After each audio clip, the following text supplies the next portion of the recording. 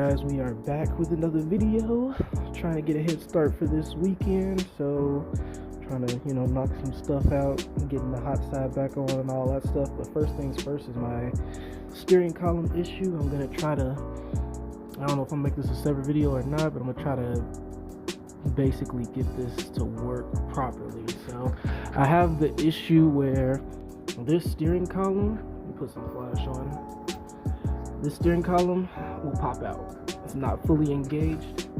Whenever we were towing the car, we would move the wheels from the outside since it wasn't like powered or running or anything. We just turn the wheels and eventually we hear it pop. Steering column disconnected. That's happened to me a couple times. Not too much of an issue when moving the car manually, but if I were to be driving, obviously a huge issue. You could die that way. So yeah, we're looking to get this squared away first. A couple of things that I realized is that the engagement you see on there is, of course, definitely not enough. I'm gonna zoom in on there, and you can see the edge of it right there. You can see the edge of the actual column in there. It's not engaged that much. What you can do, and what is recommended, because these are collapsible, so it's recommended that you either get a slide hammer or something to kind of pull this out. Mine is definitely being stubborn, so I'm going to see if I can put a vice grip on it and hammer it down to be in there a little bit more before I snug it down with the bolt. And I'm going to try to get as much of this as possible, because this is what is keeping me from putting the hot side on. I want to have enough room to correctly get this in while I'm doing all this before I start putting the manifolds and stuff back over here and getting all that stuff.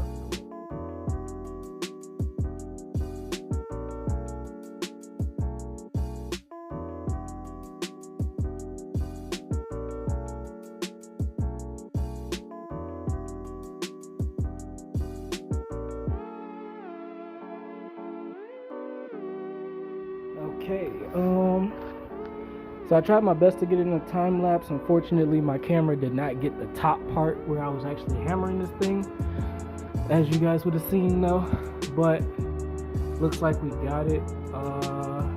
Let's see. So I've already showed before, one way that you can definitely tell is that like highlighted area that was on there is gone. A lot of that was seized up, and the way that I can tell it's already in is because it is hitting the stopper at the bottom. So I know for a fact that I got in there. You can see the highlighted portion is down in there now, and at first that, actually, let's see if I can get it over here. You can kind of see it in there maybe. Not sure, but at first that white little mark that was in there was like above the steering rack itself, so we definitely got a lot more clearance in there by just hammering it out.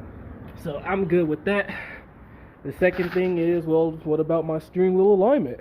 Well, I'm not too worried about that. I left the rack is disconnected, and the tie rods are disconnected. So now that I have it fully set, what I'm gonna do is I'm gonna turn the steering wheel all the way to the right. I'm gonna turn each individual wheel all the way to the right, and then I'll connect it from there. That way my alignment can be somewhat manageable until I get this car on the road and take it to an alignment shop. Because the theory is, if this is maxed out to the right and these are maxed out to the right, then I should have pretty decent steering. I'm talking about full lock. So I should have pretty decent steering to get me to the point where I am able to get the car aligned and stuff like that properly, which I'm gonna do regardless, because I know that it needs an alignment, a proper alignment. But yeah, that makes me satisfied. Now that that's squared away, I can hard mount the steering rack and start tidying all this stuff up again. So if you do, I don't think this is too much of a common problem, but if you are experiencing that rack not popping or not staying in, or if you're installing one and you're wondering why the engagement is so low, I'll just make this as a separate video just to kind of like make it easy for people like that, give that visual aid. So obviously beforehand I went underneath, uninstalled the power steering rack. That's why it's not bolted down. Those brackets are not on there. It's just kind of hanging. Well, you can't really make it hang anymore, but yeah, it's just hanging there. However, the whole assembly is there. All the tie rods and stuff like that are on there. So that's the first step that you would have to do. If you want to know how to do that, I have probably 2 videos at this point on how to remove the power steering rack assembly on my channel. Please go find them, and that'll be able to help you get to that point. That way we can all be good and have this squared away. So since this is gonna be a separate video, let's say like, comment, subscribe, follow the build. Till next time, I got other stuff on the channel. I'm gonna be doing the hot side, putting it back on the car, valve train assembly and stuff like that back on the car soon. So let's get to it.